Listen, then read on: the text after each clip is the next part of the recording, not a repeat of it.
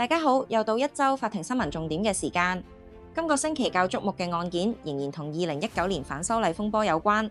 當年11月理大暴動期間，有人發起反包圍警方行動，喺油麻地一帶同警方對峙，最後大批示威者被捕，部分人被控以暴動罪，當中4人不服定罪或者刑期申請上訴，最終全部被駁回，維持原判。另外有2宗案件都涉及退休人士，首先係一名61歲退休人士，被控違反國安法下嘅發布具煽動意圖刊物罪提堂，法庭拒絕被告保釋申請。有報道指被告係法輪功學員。另一名73歲退休人士則話因一時手痕，喺深水埗損壞2名立法會選舉候選人共10張宣傳海報，被判監4星期，緩刑18個月，並須向2名事主賠償共58蚊。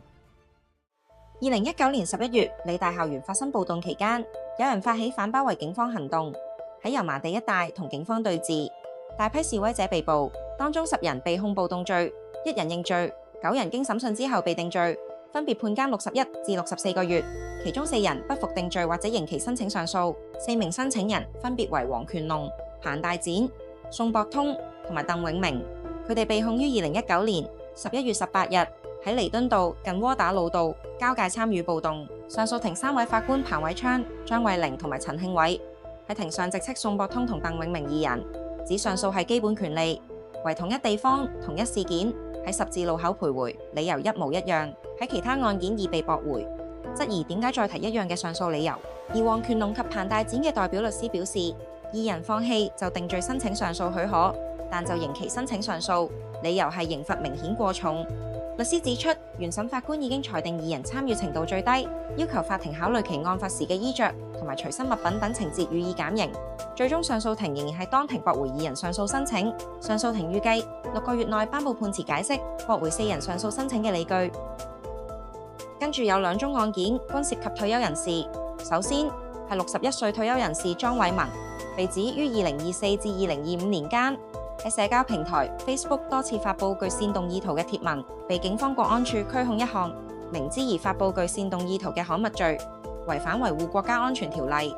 案件日前喺西九龍裁判法院首次提訊，辯方申請將案件押後至3月4號再訊，以索取法律意見，獲法庭批准。控方反對被告保釋，主任裁判官蘇文龍聽取控辯雙方陳詞後，拒絕被告保釋，繼續還押。有報道指，涉案被告係法輪功活躍成員，舊年11月29號被警方國安處拘捕。另一宗涉及退休人士嘅案件係73歲嘅吳玉堂，涉於2025年立法會選舉投票日喺深水埗損壞2名九龍西候選人梁文廣同埋鄭永信共10張宣傳海報。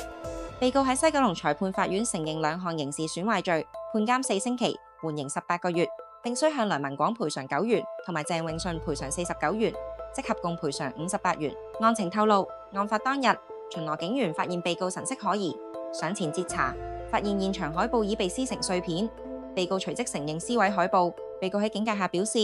我一時手痕，先用手撕爛呢度大約10張啲議員嘅選舉海報咋，俾次機會啦。被告又解釋，犯案係出於貪玩。今個星期嘅一周法庭新聞重點時間又告一段落，下周再會。